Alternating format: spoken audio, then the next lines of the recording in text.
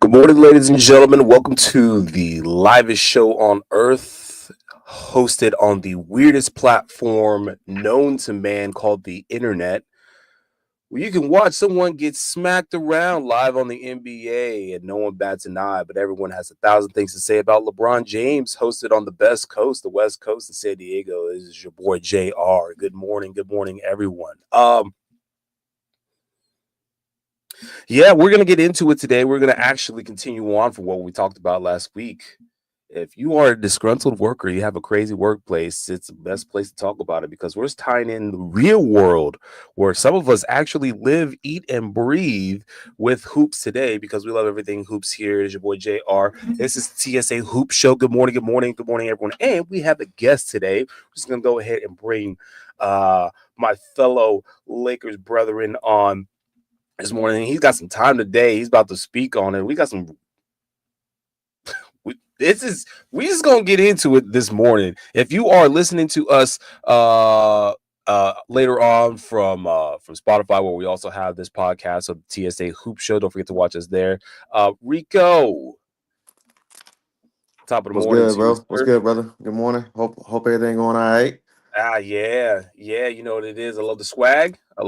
Sir. Did you get that from Golden Knight GFX? You already know it. Yeah. Yeah. I'm glad we in the same circles. We know who it is. Yeah. You guys, if y'all listening don't know, there's a little bit of a backstory for Rico and myself. I was actually discovered through what is now known as X, before one is known as Twitter. Talked a little bit about some Lakers stuff. Follow some people in the same circles. One of them being Golden Knight GFX. If you guys don't know, follow that person on social media. They have everything Lakers love. Throw on some graphic tees. I know because I've seen some of the stuff that they posted, and that was one of the shirts that I seen posted up as well. So I recognized it right away. I was like, oh, I know who that is. you Yeah. know, and definitely someone to follow as far as Lakers love.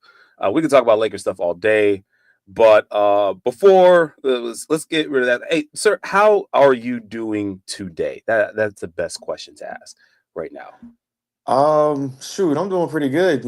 I can't complain too much aside from weather down here in the South. Alabama don't Mhm. know what it wants to do as far as it's concerned with weather because we got a cold front coming through today. We Mm. might expect some flurries, and not a lot of people necessarily know how to drive in that. So we gonna see how Hmm. that plays out. But otherwise, I can't complain too much. We got some this last day of the NFL season. Obviously, basketball's in full swing, so we got that going on. But otherwise, I can't complain too much though. Last day of the NFL season. My NFL season stopped at week 3. Not Actually, week three, my not week technically three. my NFL season didn't even really start because was just pouring all the love and energy into hoops for y'all, the listeners, the watchers out there. But yeah, if we were gonna be completely honest, for those of y'all that see the Raiders caps, you see got the beast mode right over here in the corner. I got nothing but love for my Raiders, but I yeah, that forgot. Did he season. play for them at one time? I forgot about that. Oh yeah.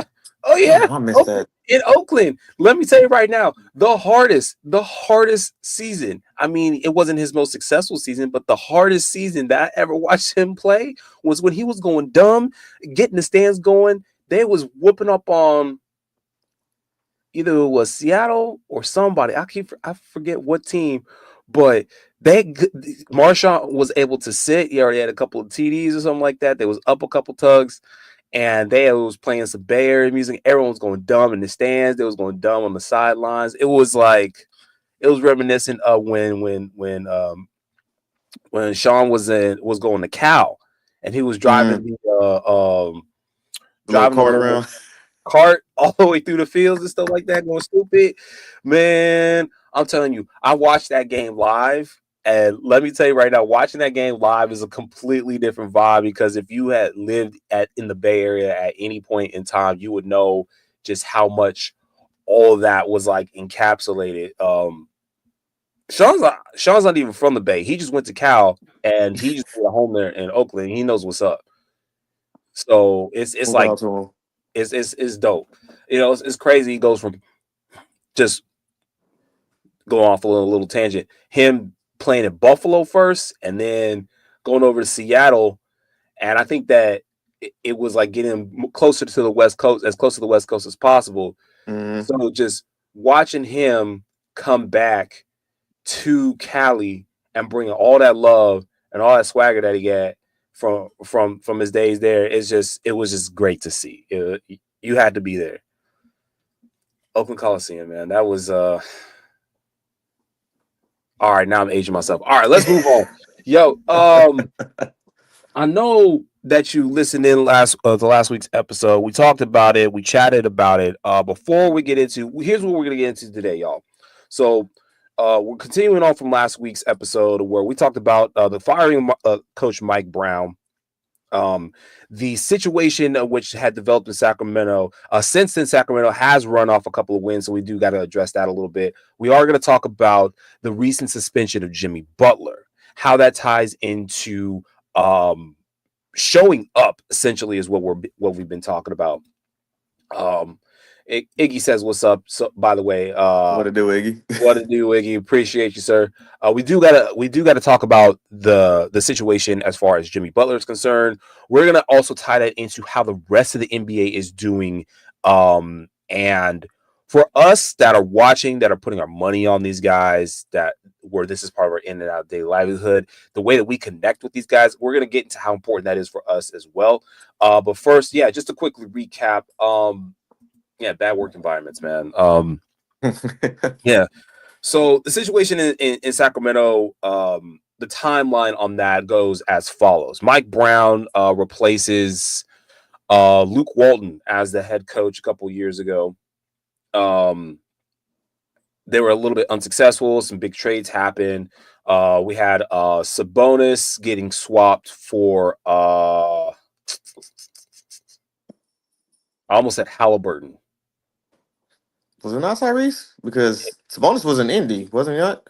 No, it's because Sabonis got drafted by Indiana. So it was sort of like a 1-to-1 swap. They swap, not doing too well over there, getting them paired up with De'Aaron Fox. So Mike Brown comes in, turns that organization around. Turns that organization around so well that makes the Kings a playoff team, not a play-in team, playoff team. Okay. They get to the playoffs, they get eliminated, it's whatever. Okay. The injuries, they happen, what have you. Cool, fine, whatever. Mike Brown gets coach of the year. Fast forward to the following season, which was this past offseason, of which an injury-riddled season had Sacramento being essentially what was a 10 seed, getting bounced out. They had nobody towards the end of that season. But he held on to everything with Sabonis, some gum, and some damn dental floss, okay? Held that team together, and then the organization was holding out on a contract extension for him. Did not get that contract extension until, I believe, a week before the season started, okay? 4 years guaranteed. It was like 60 some odd $1 million. And then go to 2 weeks ago now. It's about 2 weeks ago. Yeah. And they let Mike Brown go because the team had suffered their 5th loss in a row at the time. Then on the day that they played LA was their 5th loss in a row. Then they played another team, which was their 6th loss in a row, and then they just let them go. And then we had coaches coming out of the woodwork, from head coach Mike Malone to coach over in Detroit. And they were all talking about how from the situation to the environment that they were in was absolutely horrible. Some of these coaches had experienced some of the same treatment from the same organization, and you could see the on again, off again success of this team. And just as a reflection throughout the rest of this league, personally for yourself, man, Rico, how do you feel about the situation for Mike Brown? And what do you have to speak about as far as like bad work environments and how that ties into success? In terms of the whole Mike Brown situation, like for starters, it's like you said, he won Coach of the Year. I think it might have been 2 years back, and then this last year wasn't necessarily a good year for Sacramento, but they were still on the cusp. He got them to the playoffs for the first time in like what 20 something years, 20 plus years, something like that. Mm-hmm. And then like you go into this season, they're not necessarily going out, starting out the way they wanted to. And then I go to that game actually the day after he got fired. I forget who you might have to remind me who it was they played that day. Um, they were down, but they were up three, I think, at that point, and De'Aaron Fox was like on a closeout for some reason when I'm pretty sure it was supposed to be like man coverage that whole time. It might have been on a pick and roll switch, but you're jumping out at a jump shooter on a three, and he's trying to tie the game. Like, Oh, that was a Detroit game, I think. yeah, I think so. Okay, yeah, thank you. So it was Detroit. Um, and you're jumping out on a 3-point shooter, and Mike Brown said it after at the press game conference. Jesus, that at that point you shouldn't have been trying to close out on a 3-point shooter. You've already should have been man that win him in the first place. Probably prevent that shot to begin with. So it's the fact that in that instance he was trying to hold his players accountable, which accountability is a strange word nowadays. I'm just saying, like whether it be sports or business, anything else, it is a strange word nowadays. Heaven forbid somebody be held accountable. But he was even talking to De'Aaron after the fact, like I think the next day of practice, and then as they're getting ready to leave to go to LA, he gets a phone call saying that he's been let go. Yeah, they don't even let Which him get on the plane to go to the next game. Bro was on the road. He said, that's "Wait, what?" that's just one that's disrespectful. Like if you want to let somebody go, do right by Mental them and at least breaks. bring them in office. Bring them in Yeah. office. Don't let them don't do it when they halfway on the way to the airport to get ready to go to the next game. Like that's Mm-hmm. just you, You know, you, you talk about it. they had the worst part about it is they had a whole practice. Okay, they had a whole practice where he was there and no one said nothing. Allegedly, Mike Brown kind of thought he knew it was coming. Like he had it, they have shots of where he had a personal conversation with Fox hmm at the shoot around at practice, where he was probably mouthing to say, "Hey, it's probably about time for me to go. Apologize for whatever might have been said, but hopefully you do nothing, have nothing but success." And Mike Brown has been nothing but successful as a head coach. hmm So it's just I don't. There's a difference in between good coworkers not getting it at the time and uh, a coach or someone in charge that's just not delivering well. And I think what Mike Brown delivers, he's right on that cusp of more new age coaching because he's a younger coach. And so how he connects with sort of this younger generation, it's received at a decent rate. It just doesn't happen quick enough for like people that spend billions of dollars to accept right now because we're in such a quick What have quick you done for acceptance. me lately? Yeah. Yeah.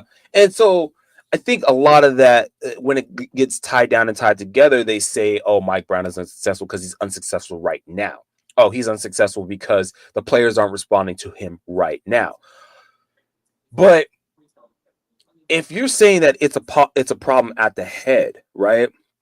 You got to go all the way up and down. You got to say, oh, this was a bad hire on our part. This was a bad assessment on our part. You got to go for the GM. You got to reassess the team as a whole. You got to start looking in the trade assets and how and what type of future you want for this team. If you're going to keep your GM on, because that's a tandem right there. The coaching staff, everything that's on there. You don't you hire. I look at it like this: you got to work. You got the workplace. You have your manager that's in charge. That manager hires supervisors. That's the coaching staff right there, right? And those hmm supervisors, they supervise and manage the workers that are working around in their respective their respective areas.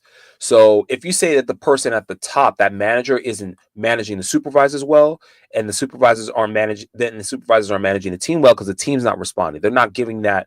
They're not giving the 100%.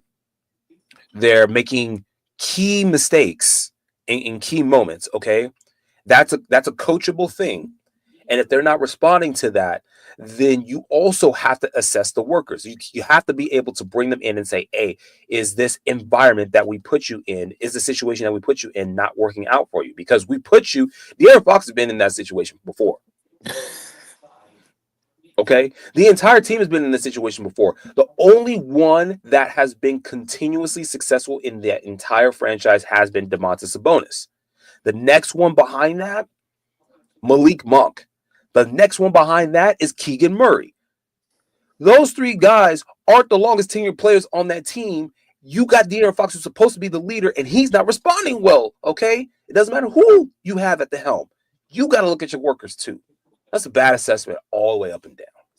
No, definitely. And like kind of going into it, like you can go like even further back in terms of you talking about from the top down, like, looking at scouts for, other stuff like that, because you're looking at draft picks Mm-hmm. and things like that. Mm-hmm. I forget when it was said, something about Vlade Divac going back, looking at when they drafted, I think it was Marvin Bagley Mm-hmm. over Luca that year Yeah. when they both Yeah. came out. Yeah. And it's just Yeah. like he's like, I think because I watched a video from my boy Dom 2K that he did like this midway through the 2020s, which is pretty dope. And he was kind of talking about the Kings in that situation for a second, and it was like, granted, Vlade Divac was like, I already had a premier point guard in De'Aaron Fox, so why would I try to Mm-hmm. draft the same position? But Yeah. I get it, hindsight's 2020, but like, could, could you imagine a backcourt of De'Aaron Fox and Luca? Like that would it's I We mean, granted, can't. I know we talk about it, hindsight's 2020, but like just the whole dynamic of are we even in the situation today with Mike Brown if a draft pick like that happens and we don't necessarily know how well they mesh. It might be another situation where you had, Fox and Tyrese and one of them ended up getting shipped off. So it's like you never really know what's gonna I don't, happen. I don't think. I think if you had, I mean, yeah, I mean, in hindsight, it would probably be amazing, but I don't think that De'Aaron Fox would be able to utilize the speed that that he's using now. I mean, that's what he's known for, is being very, very. He's one of the fastest players in the NBA. De'Aaron Mm, Fox, one of the most traveled players in the NBA. For his generation, for his generation. I mean, Steph Curry, for all intents and purposes, is one of the most traveled point guards in the NBA to date because of how often he moves around on offense. But De'Aaron Fox is known for his speed. I don't know if he would have been able to utilize that as well. And again, at the time, you put who you think is going to do you well, give you good advice around you. And as far as Vlade is concerned, um, this might go more into, hey, are we a little bit too close to home with this? As far as Vlade Divac being that position in that organization, is nothing against him, and how he's doing in his career. I mean, overall, the success of the Kings is not in the dumpster, so he's done well. But then also you got right now as a temporary head coach, Doug Christie. Is he too close to this right now? I mean, they rattled off a couple wins, and let's see here. They just rattled off 3 in a row. Shockingly, uh, they just beat Memphis the other day, beat Philly on New Year's, and beat Dallas uh, the day before New Year's Eve. So they rattled off a few wins. I don't know if that's response. I don't know if that's health coming back into play, if it's just timing, whatever. But the environment right now, they need to assess exactly who they're going to be as as a team, because right now whatever they're doing is not working. It's not working. mm-mm. We're gonna put a pin in that. We're gonna come back to that in a little bit. We're gonna move on right now. All-Star voting, don't forget, guys, is going on right now. Don't forget to go on to NBA.com and get your votes in for your All-Star fan votes, 50% of the vote. And right now, the first results came in so far as reported by NBA.com. And LeBron's not in the league, y'all.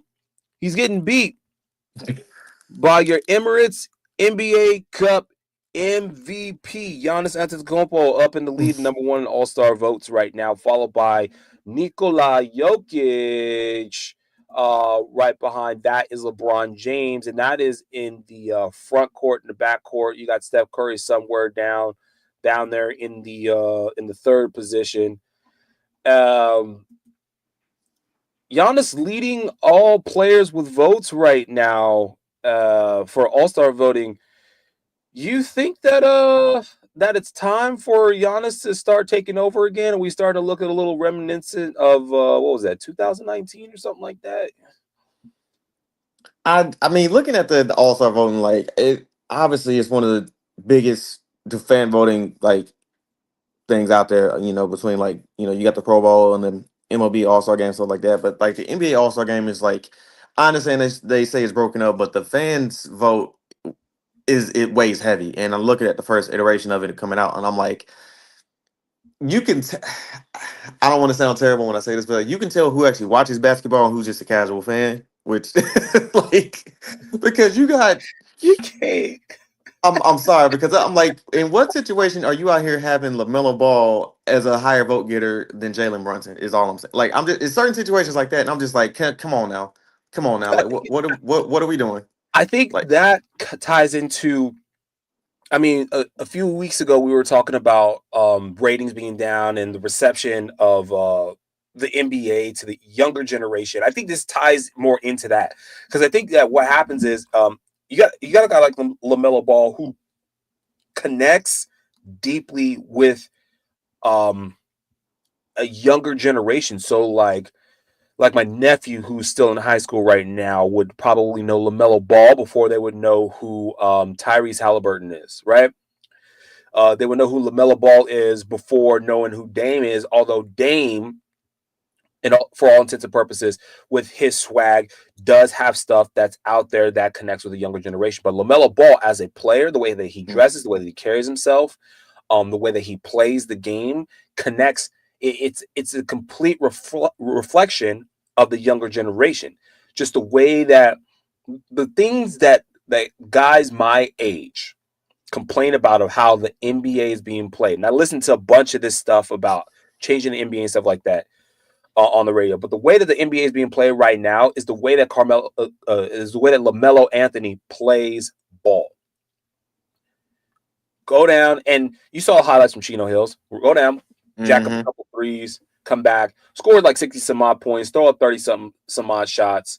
Don't even bother going inside and hitting the layup. Maybe if it's easy, you do a couple of jelly rolls when you go to the middle. If you got a full bag and you're able to dunk, then you're going to be dunking on people like Zion Williamson. But basically, you as a human highlight reel. So I think that's a carryover from that because when you say the name LaMelo Ball, everyone automatically knows what that name is. When anything with the last name Ball on it.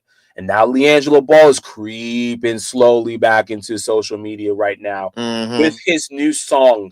By the way, I haven't heard it yet. I neither. So, It's half and half, but I think this is a reflection of that. And yeah, these kids, the way that they're consuming basketball, if you go through the app, you're not paying for your stuff, you're not going on the NBA.com, you're not watching your local market team, then what it is you're seeing features of players, you're seeing features of plays, you're seeing clips of plays, and you see the face and the recognizable image, and the small clips, small consumption. That 10-second stuff is why he's getting the vote. And also, if you have been voting, if you have been putting in your all-star votes, LaMelo Ball for the backcourt is the first option on that sheet. So if anyone is just click, boom, and getting it done and getting it out the way because they got they're getting their pop-up notification on their NBA app and they're just hitting it the mm-hmm. first thing in the morning, and it's like, oh, I got to vote. He is the first option. The second option is Not Donovan Mitchell. I believe it is Damian Lillard. I believe that's how they have it listed. Is it goes LaMelo and then Dame. I believe they switched the pictures and they put like one of the more successful guards that are, like, let's say points wise. They switched it by scoring. They put Brunson up there. I think it would be LaMelo and then Brunson. 1, 2. Okay. Now here's the other problem. Everyone for the guards are listed by scoring average. LaMelo Ball has the highest scoring average of all eligible guards for the All-Star vote. Maybe that has something to do with it too. Which is fair. I mean, I get that, but like when you look at guys like us that are more or less basketball pure, so to speak, because we're not just watching, you Oh, know, don't you start I with that old I man don't talk. want to go there. I don't want to go there. It's just like I'm saying, like we consume it at a different level than most other people would. Out is what I'm saying. Like we're watching not even just the Lakers. Like we're watching some of these other teams and looking at some of these other options and stuff that's going on out there with some of these franchises and things like that. But going back to what you were saying about like Giannis possibly taking over again. I mean he's a leading vote getter for the front court for forwards and stuff like that in the All-Star game. Like I feel like that, the Embers Cup had a lot to do with it because there's a lot more eyes on that, so to speak. Mm, He's been also pushing, a lot this year because of, mm, stuff that's going on in the past year with him possibly not wanting to, I don't want to say come back, but just looking at how the team's gone, how they started. They were starting out real, real slow, and they've kind of made it a point to like get more of a push now, so they're actually doing pretty well. mm. But Giannis is a recognizable name. Obviously you got, I mean, Braun is still doing what he's doing at the age of 40, but I mean, it kind of goes to like the recognition, and it maybe more so it's like you have those guys that are like you talked about Lamelo and some of these other guys that have been in the league for not as long of a time period as like Braun and Steph and KD and all these other guys like the elder statesmen, um, is more recognizable, I guess. And then I Yep. think another thing is because, and I don't know, this is just me that I thought like you look at some of these teams that are playing out west. For me, all the way over here on the not necessarily eastern seaboard, but on the east side of the country, being a Lakers fan, watching these games, staying up to like 11 o'clock midnight, I feel like you also got a lot of people that aren't really staying up late to watch those games because like Right. it's late trying to watch the Lakers play over here. And by the time you go to bed, it's like 11:30, maybe Yep. midnight. You just like, Yep. dang. So maybe that's also something to do with it too. But Giannis, I mean, I can't deny his greatness right now. So him being one of those leading vote getters is pretty cool. I'm curious to see how this is going to work out though in terms of the new format that Adam Silver has now, with it being um like a 3v3 tournaments, like four different teams and stuff like that. So I'm Yeah. curious to see how that And plays out with it too. actually, we should get into that real quick. Just want to take a quick note on that format coming up for the All-Star game. It's no longer just one game featuring all your All-Stars where everyone's going to go in the quarter with the Elam inning or whatever. What's going to happen is it's going to be four teams playing in a mini tournament style. It's going to be three teams comprised of all the NBA stars that are voted on, plus the winners of the Rising Stars Challenge. That's the rookies and the sophomores playing against each other, and the winner of that game is the fourth team represented for this tournament. And then four teams are playing for a combined prize pool of $1.8 million. Okay. So the third and fourth place teams, that's the first two teams eliminated. All players on that team receive $25K. So, hey, thank you for showing up. Have a nice day. Peace out. And then, Hey, they got to get their money in, so I ain't mad at it. I'm an asshole. I'm an asshole. I showed up. Jimmy Butler. We're getting to that in a second. The second place team, that's the runner up. All players on that team get $50,000, and on the winning team, all players on the winning team of this tournament receive $125,000. JC says we ready. Oh yes, we ready, sir. I appreciate you, JC. Love that logo, man. I love that logo. That's funny. So, some players saying that they are a fan of it, some players saying that they aren't. I personally don't care either way. We get bonus hoops, okay? Thanks. Here's okay. Before we get too I don't want to get too deep into it, but I think the absolute issue with the All-Star game is that we have an expectation of everyone wants to go at each other. I don't think you guys realize that everyone just wants a day off. Mm-hmm. Okay? We're talking about being disgruntled in the workplace. Everyone just wants a day off. So stop talking about us going to get up against each other. Man, if Rico and I worked in the same workspace, okay, say if we work with some random retail company and there was a competition of who the best cashier would be, and we've been cashiering for 364, well, not 364 miles, let's say 280, okay, 280 days this year, okay. You telling me that this one day, y'all gonna fly me out to somewhere, we're gonna have a little bit of fun, I get to say what's up to the bosses, okay, we get to talk about player bonuses and all that good stuff. You're gonna put me up in a nice hotel, I get to take my family, get a vacation, and you want me to go ham on this man because for pure entertainment?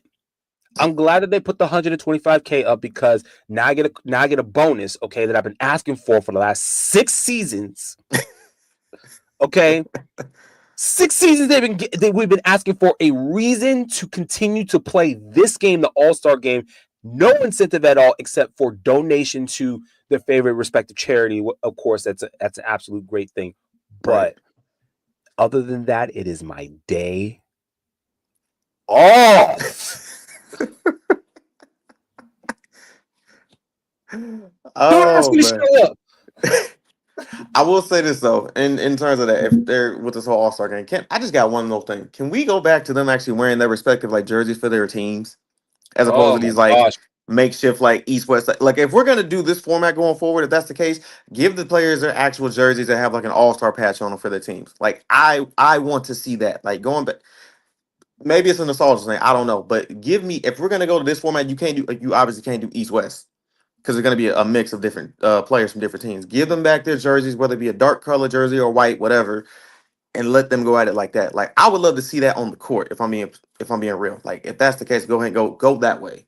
But I all right. So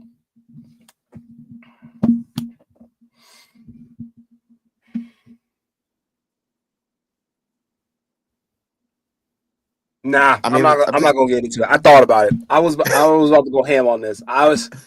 We gotta move on. We gotta move on. All right. Um.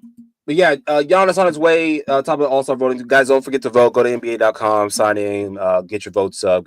Vote for your favorite players. Even if you don't watch hoops, if you just like their swag, vote because you like their swag. I made my fantasy team because it's my favorite color jerseys, pink. Speaking of success in the NBA, the Oklahoma City Thunder, oh, thundering mm. 13 in a row. 13 in a get out the way. And they doing this without Chet, right? If I'm not mistaken. All without Chet Holmgren, their respective number two on the team, out with a hip injury. Thank you, Isaiah Hartenstein, for showing up, coming back from injury in the nick of time to be Mm. able to save us from getting beat by some of these teams with these bigger dudes. Okay. Iggy says Chet Holmgren can be traded. No, Traded where, sir? You better not say no. Denver either. You're getting cut off. They look. Sam Preston done worked his ass off to get these draft picks. Pardon my language, but he done worked his tail off to get these picks and build up from where he's at right now. From when he Mm-hmm. started, from when he first got Shea up until now. Looking at this roster, the way it's constructed, they got dudes everywhere. Like whether at the guard position, the front court, the wings, like they are built. And I don't want to put a prediction out there, but damn it, if I wouldn't be obviously it's not that much of a surprise, but I wouldn't be shocked if they were the team that came out west this year to represent them in the finals. Like I I love them. understand this we ain't even halfway through the season yet, but like Yo. looking at them, Mm-hmm. they no disrespect to Denver and all these other teams like that. Hell, even as a Lakers fan, I'm sitting here looking at like, yeah, I mean we got our moments, but looking at Yeah. OKC, Yeah, Like they that's they just come they, on, they man. hit they hit top to bottom, and it would be nice to see the regular season success, like Boston did last year, how they were just end to end champions and just ran through the league from the start to finish, minus Denver. I know Iggy wants me to say that, so I'm going to go ahead and put that out there before he lets me hear about it after the show. Uh, but end to end Boston success. Okay, I would like to see the teams that are currently doing well, the franchises that are currently doing well. I don't care what it says for ratings. I don't care if you don't understand who these teams are. The NBA needs to learn to ride successful teams. You want to complain about Christmas Day games? You want to complain about not featuring these teams enough on regular TV games? Show successful ball. Show what successful ball movement looks like. Show success, and you will breed success. The Oklahoma City Thunder, I hope they end up at the NBA Finals at minimum. Okay, we need to bring the trophy back west, but at minimum, let the Oklahoma City Thunder get there, so that way we can continue to see successful ball play out. Because I like to see successful franchises, and we want, and copycat league, right? So we want to know, how are they doing so well. You want to leave an example for other franchises to say, oh, how are they doing it? Can we hire a guy like that? Can we do things like XYZ? Well, Sacramento, if while you're looking down there from 11th place in the West, looking up at the top place in the West at 29-5, okay, let the Oklahoma City Thunder get there, because on the other side, on the East Coast, Cleveland Cavaliers are the first team to 30 wins, y'all. They are 30-5. They are threatening. They are threatening the record right now. Is it bad that they're slept on even as a 31 team? Even Is as everybody a still worried 30, about Cleveland, even as a Boston? 31 team, and you know why? You know why? Cavs still hot right now. They're slept on as a team because, okay, first of all, to put things into perspective, the Cleveland Cavaliers have technically been a successful team since acquiring Donovan Mitchell. What they did were two things. They got healthy. That's the first thing, and everyone, including myself, are leaning on that fact, that the health of that team, particularly with Evan Mobley, okay, was the first thing.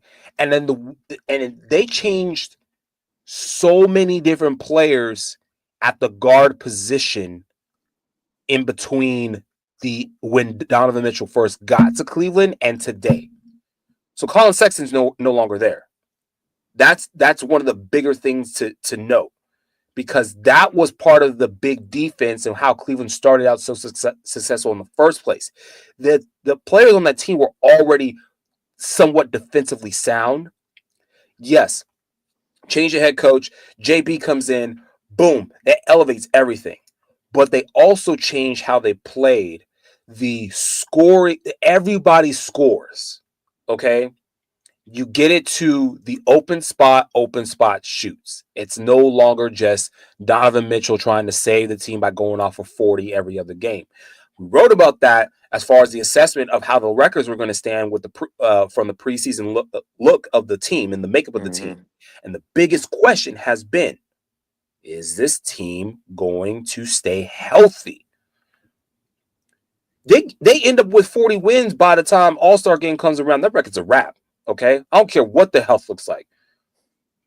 It's all they got to do is get to 74. They are almost halfway there. Okay, Do you you really think lose. they can do it though? Like I understand we talk about health and stuff like that, but do you think it is attainable for them this year? Okay, so they are at 30. Okay, so they are at 30, and let me just get it right now. Cleveland Cavaliers at 30-4. They have four. So 34 out of the 82 games. So my math says 48 left to go, right? 48 games, and they can only lose. Let's see, that's they can lose only one out of every 12 games.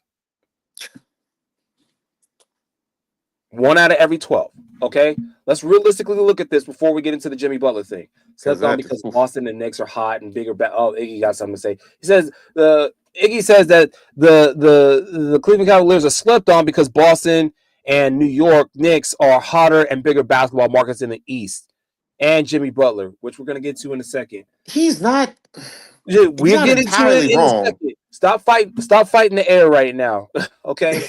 He's not entirely wrong, but like I'm just, a lot of people didn't look at Cleveland as much once LeBron left, and then obviously once they got Donovan Mitchell, was like, Right. oh, now we got Slept a on reason to pay attention to him again. only slept on because when we say slept on because again, we're talking about media at all. Feature the successful teams. Now, granted, Boston is at 26-9, right behind them. Boston could also tie the record if they never lose again. I'm about to say that's a Yeah, nah. that's nah. Yeah, not y'all not doing that. Okay, let's give the next 10 games real quick, okay? Dang, seeing all this green is absolutely insane. You go to their you go to their schedule for the Cleveland Cavaliers on NBA.com. You see nothing but green. It looking like Christmas right now, man. Okay. Next 10 games. Versus Charlotte. Then they got at home versus Charlotte, at home versus OKC, which is going to be a big game. So that Mm, might be one of the 4, right? Then they're at home against Toronto, at home against Indiana. Go and then visit Indiana in 2 days after that. Then they have OKC again. Okay, so that's 2. possibly they could split. So that's 1, 2, 3, 4, 5, 6. So out of those 6 games, they play Oklahoma City twice. 7th game is against at Minnesota. Then they're at home against Phoenix. That's 8. That's 7 and 8, 9 and 10. At Houston, at Philly. Maybe 2 games. So you're saying that they split? That's 1 game out of the next 10 games. Right. They So they split with OKC, and then they split with honestly, OKC, and they could run through the rest of those teams. honestly, yeah, that might be it. Like They out could of those 10 literally games, I run through feel the like rest that of those might be the teams. only one. The way Will they're it be playing the right now, they pass the ball around, crisp passes. They have 3 different 3-point threats on that team. Not 1, 3, okay? And that's not including Donovan Mitchell. All right? And they play through the middle very well. So all the way up until Philly, maybe 1 loss. I'm looking at the next 10 games: Houston, Detroit, Miami, Atlanta, Dallas, and then Boston. They don't get Boston until February. Mm. Maybe they lose that one. Maybe they drop that one against Detroit that's been playing well as of late. But Dallas and then Boston, the last 2 featured teams in the NBA Finals, they don't get until February 2nd and then 4th. Their And schedule then does not get hard again. Pause. Their schedule does not get difficult again until after the All-Star break. They end their schedule. They have a horrible end to their schedule. They got I'm gonna all say this these right West now Coast. with that one Dallas game. It's also that is also indicative if Luca is back or not by then, because I know he's got Mhm. that strain. So there's no telling what that team looked like by then. I mean, if it's just Kyrie and company, or Kyrie and Clay and company, but I don't know what Luca's situation would be like at that point in time. So just It, putting that out there for them. But it's gonna do one of 2 things. Cleveland's gonna stay hot. They're gonna continue to play successful basketball. Yeah, hot take. What's up, G? We here? Yeah, we in here. It's gonna do one of 2 things. They are either going to stay hot and stay successful, and it's not gonna be a heat check thing either. They're just gonna be successful in the way that they play, or they're going to. And we had this take from Hot Take City a few weeks ago. He said Cavs are gonna bottom out. So if you're gonna crash out at any time, it's gonna be a crash out at the end of the year, which is the worst time to crash out. because you got seeding, you NBA is fighting for gonna be seeding. like, hey, we changed the TV schedule towards the middle end of March, and we're gonna actually feature some of these Cleveland games, so that way we can hype this team up before the playoffs, which would be great. But it will be the worst thing if they feature those teams, show this, trying to show the success, and this team has one injury or their way of basketball just starts to peter out, and they end up losing against some of these West Coast teams on this West Coast run towards the end of the season, and now we're all looking like we got egg on our face because we're sitting there hyping up this squad. But that's neither here nor there. We're not there yet. Okay, Cleveland right now, best team in all the NBA, first team to 30 wins. Um, Oklahoma City's right behind them. They got 29 wins, and then right behind them is Boston, who Iggy mentioned in his post um, for the show. So yeah, definitely some teams to look at. Yeah, New York is right in there. Hot take says the fallout's about to happen. I Oh, don't. here we go. Yeah. Well, we'll see. We always. I hate to say it, but when you're not Cleveland, you're always preying on their downfall, and we'll see about it. Speaking of downfalls, right now, let's go ahead and get into it because we have very little time left and a lot to say. The Miami Heat have successfully suspended. I say successfully because I don't know if it was actually going to work, but they have successfully suspended All-Star Jimmy Butler. What was it? 7 games for 7 games. detrimental to the team. And the conduct that we are talking about, just real quickly, has been the fallout and the verbiage used by Jimmy Butler et al. With reporters about his current standing within the team, trade rumors, etc. And Pat Riley and company having to go back and say, ain't no trades going on around here. Don't know what y'all talking about. Y'all better get on from around here talking about some trades. Kids talking about trades these days like they baseball cards and stuff. That's how Pat Riley sounds right now to us. Unk on that no trade stuff again. I don't know what's wrong with him. He need to go back and get himself some weed and smoke And it. I think I brought this up earlier, like in the chat, like earlier last week or this past week. Pat Riley don't give a damn. Like he is that crime mob boss. He don't care. It's either his way or you gonna be gone. He don't care. Plain He and don't simple. care. Like if you don't run by his rules, it's like yeah, I ain't got time for this. But he gonna play hardball one way or another. But even getting into more of the Miami Heat situation, like their game yesterday, they lost to Utah. Thank God. Utah. They got flummoxed. I was is What? this was a great and a weird weekend to watch basketball, especially yesterday because you had that San Antonio and Denver game, which was absolutely amazing, and then you had this game, which I saw the score. I didn't get to watch the game. I was listening to some other games. I was listening to the Phoenix. I was listening to the Phoenix game yesterday. Phoenix and Indiana. That's what I was listening to. And I'm sitting there and I'm watching him. I'm looking at the score and I said, "This is all the losses that happen from here on out get magnified." Hmm. Now, all right, let's start it like this. We're gonna grant ourselves a little bit more time on the show today, so that way we can kind of flesh it out a little bit. So we're gonna go a little bit longer, which will be fine. But all right, let's just start out with the important question. Is this a result of a bad workplace environment with Pat Riley at the helm, or is Jimmy Butler historically a bad coworker? Here's the thing, Jimmy. Since he's gotten to Miami, he's gotten to the finals twice.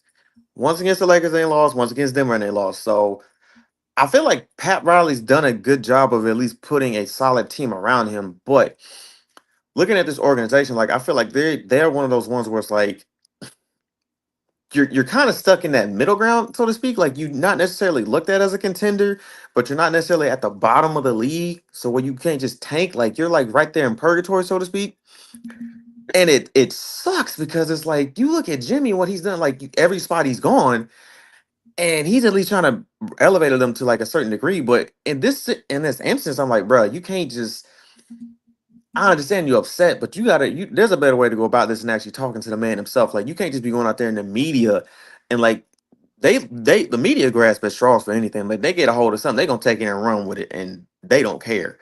But I can't necessarily say it's all on Jimmy, but at the same time, Pat, you about to.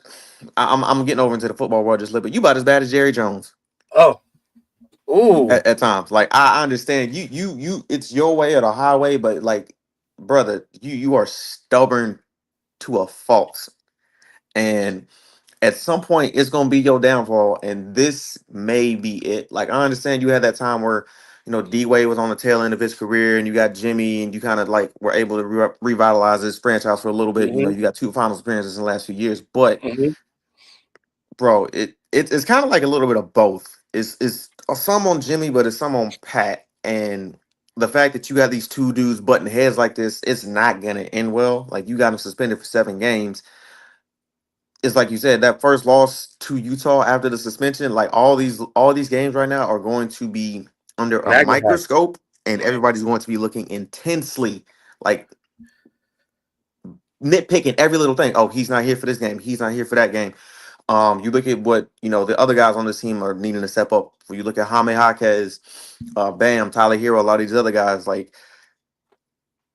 Pat, you got to make something shake if you really want to do something here.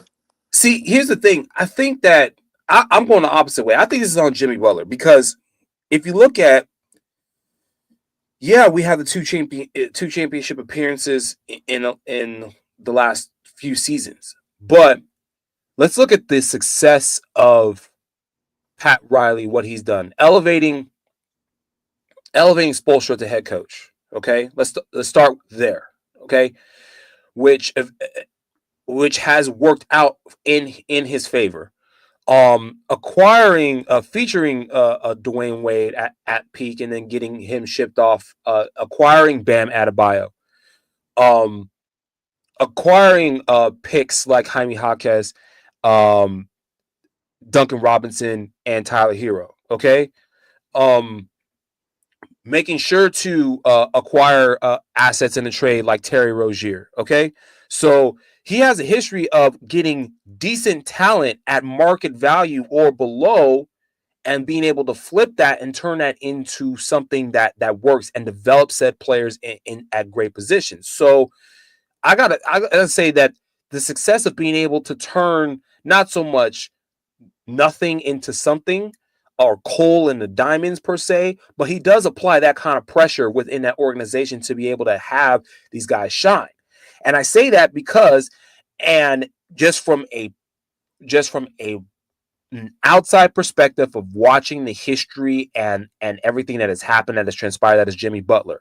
Chicago, Philadelphia, Minnesota, then Miami.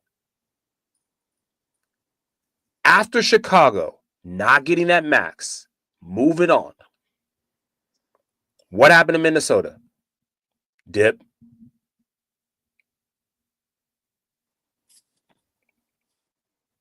What happened in Philly? Dip. The same thing's happening right now, and he's older, okay?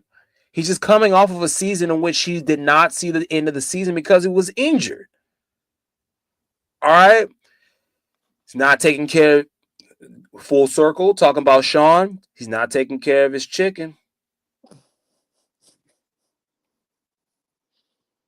He's not, whatever that big head coffee is not giving him them superpowers no more. It's good coffee, by the way. I actually got to try some. Um, um, I think that for all the things that he said, that it's not fun, like it's not a fun workplace, I don't look forward to. I get that. I get not looking forward to going to work. But if you view the workplace as a place to have fun and not, and this is where I come from, where I say it's Jimmy Butler. You go to work to work. You don't go to work to have fun. Jimmy Butler is getting paid to work. He's not getting paid to have fun. You're not having fun here? Well, you got the wrong place. Yes, it's Miami. Yes, there's heat culture, but the culture there is a work ethic, work centric, work culture. It is not, hey girl, let's go on. It's not like, it's not the banana boat spot. They're not going down there and going down to the clubs every other night. I think Jimmy Butler went down there and he wanted to be the next Dwayne Wade. Mm. But forgot that Dwayne Wade from the jump put in Kobe levels of effort and work from Marquette.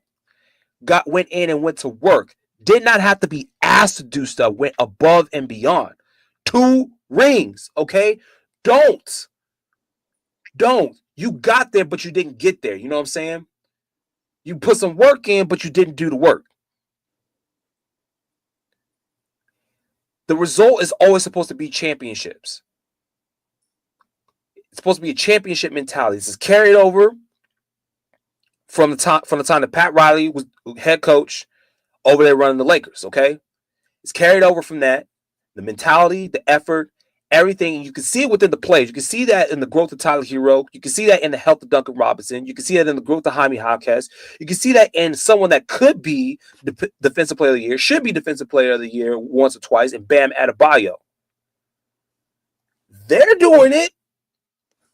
Jimmy, we come to work to work. Pat Riley's been the more successful of the two. I would say that it's not a bad workplace. It's a bad coworker. I would love to play for the Miami Heat. We got guys around me that show up for each other, show up and work to work.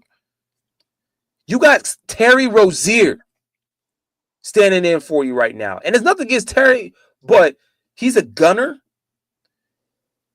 Jimmy Butler is such a great creator, and you see it on every team that he's been on. But he's pointed fingers and laughed his way out of 2 different organizations, both featuring premier players in Karl Anthony Towns and Joel Embiid. Now, the Joel Embiid thing, I can understand.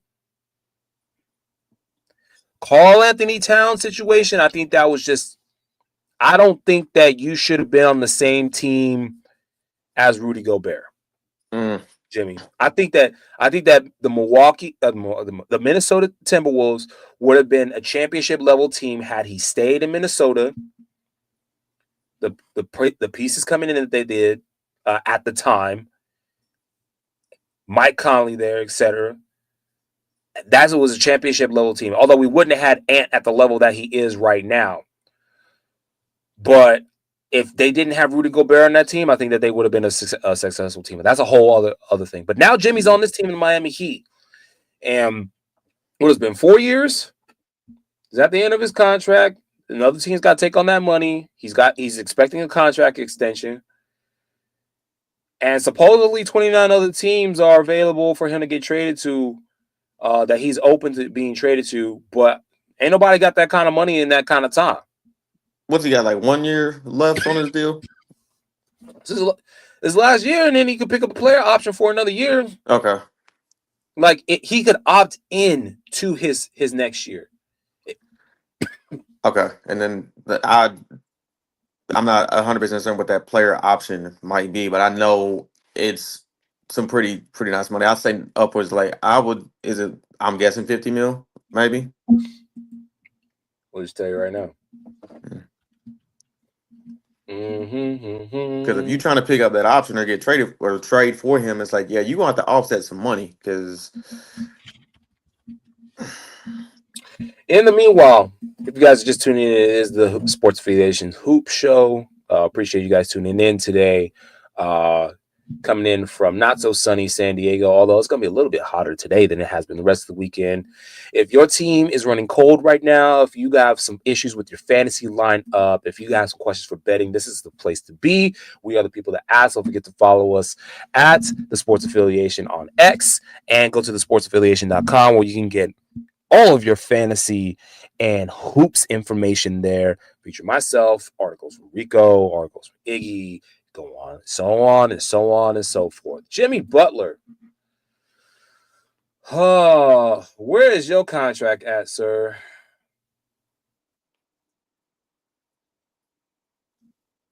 I don't even care about your accolades right now. Muted performance in return. I don't want to hear about. I forget who it was we was talking about this. Somebody, I think it was Coach Curry was talking about like possibly swapping, what was it, him and Beal, and I'm like, I don't know if Bill's Yeah, gonna waive his no trade Phoenix. clause. Yeah, Yeah. yeah, yeah, I heard that. Okay, 2024, 2025. That's the season that we're in right now.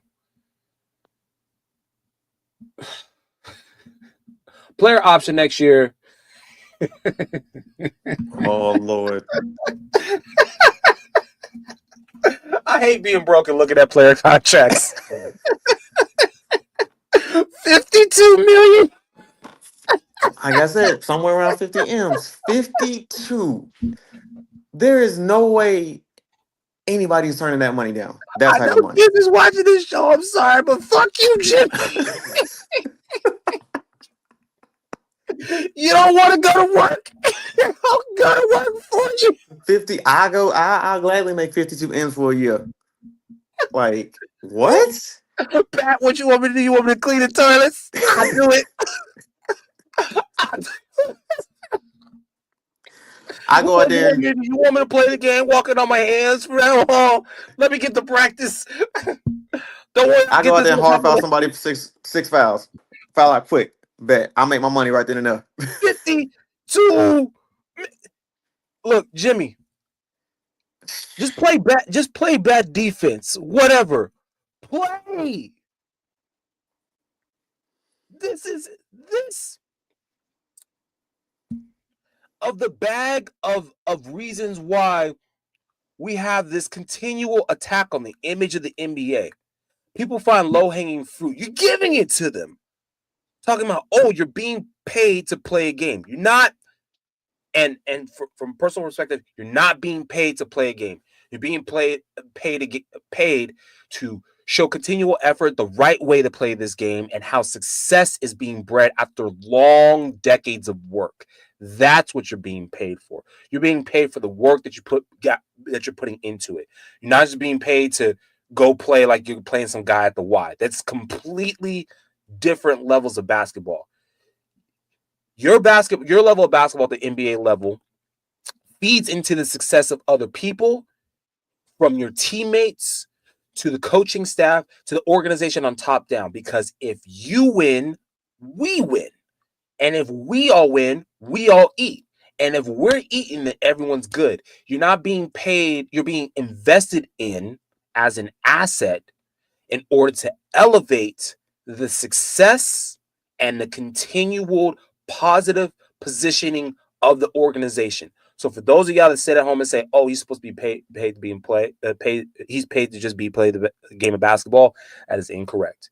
He's being asked to show up to be the positive face of the franchise, which he has been featured as for the last three and a half, almost 4 years, to be able to put some positive positioning, to be able to feed great basketball into this organization and elevate this team out of the Southeast Division, which this team is what? Second, third? They're sitting Maybe. there behind they're sitting there at 17 and 16 behind Orlando, which has jumped out the woodworks and started gobs and just backsmacking everyone else in the league right now. This is on Jimmy. This is on Jimmy, not because he's not playing well. This is not on Jimmy because he's not getting paid extra money, 52 million. This is being paid. This is on Jimmy because he doesn't have a good person. This is on Jimmy because he hasn't taken the time to put the right person in his corner to teach him how to fake it, both to the media and the organization, to say, "Oh, everything is okay," and not teaching him the ability to take the conversation, make it privatized, and say, "Hey, this is where we're at. This is the hard line. Okay, if I don't have a contract extension by this day, it's just not going to happen." He's got to be as stonewalled, as straight-faced, as straight-laced as Pat Riley is. This is Muhammad in the mountain right now, okay? And right now, he's moving. He's being moved. This suspension is him losing this battle. If you are as serious as you are at this point in your career, you got to be a straight lace. You got to be straight like the coffee that you drink in the morning, okay? But he's sitting there showing up like Captain Emo got the green in his hair and stuff like that. Jimmy, this on you, man. I'm sorry. Rico, you got any final thoughts before we get out of here? Um, like I'm a. You was talking about Orlando for a second. Like I just want to point something out real quick that they have the record that they have, and they are currently without a couple of their top guys, and they're still leading the Southeast Division. Like Mm-hmm. Paolo's not there right now, Franz isn't, and like they're still able to compete at a high level. And I will go on record and saying this. I said this last year, like that Orlando had a chance of making a sneaky run. Granted, they got bounced in the first round by Cleveland, which I hated, but I mean it is what it is. It was a good series. But Mm-hmm. I look at a team like Orlando, like I said this last year, I'm gonna say it again. If you sleep on them, you are out of your mind. Do not do that. I'm telling y'all right now, I'm obviously not a fan, but it's like I like watching them play. You might want to hop on that bandwagon right now before it's too late. Because granted, Powell's not there right now. They're still competing at a high level. Once they get him back, I don't know if they're able to get Franz back. I got to look at what his injury stuff was, but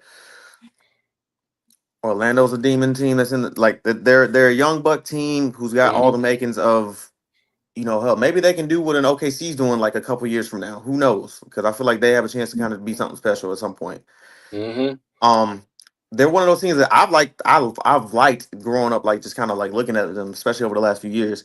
Um, and then one more thing, we obviously won't have time for this, but what does the future look like for Zion and the New Orleans Pelicans? Well, we're gonna find out tonight. Because New Orleans, and Washington. Is it New Orleans and Washington? They're going up against each other tonight. oh my god, Oh, at 3 o'clock today, Pacific Standard Time. So that's 6 o'clock for those of y'all on the East Coast. Talking about late games. The New Orleans Pelicans visiting the Washington Wizards. Both teams have 6 wins.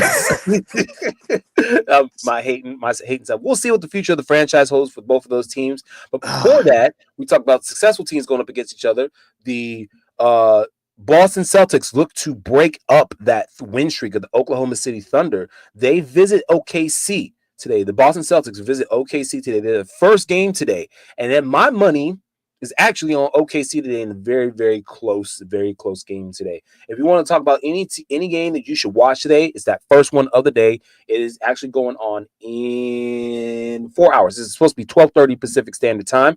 So make sure you guys watch that as the game to be played today. Lots of basketball being played. Our Lakers play today. They're going to Houston, baby. Going to H-Town. So let's see what they can do, try to crack in that thing. For some reason, Denver likes to match our record. They seem very anxious to play us in the first round again. Denver at the 4th seed because they got the tiebreaker over the Lakers right now, 4 and 5 seed right now. The West is volatile. Everything's crazy. Cleveland's at 30 wins. Rico, appreciate you coming on today, man. Everyone, if you had tuned into the show today, thank you very much for watching the live show. If you have not, you can always watch us again. Watch us on the YouTube channel, Sports Affiliation. Look for myself, my nice smiling face, JR Hoops, TSA Hoops. We are out of here, y'all. Y'all have a great week and appreciate y'all. See y'all next peace week. out. Peace.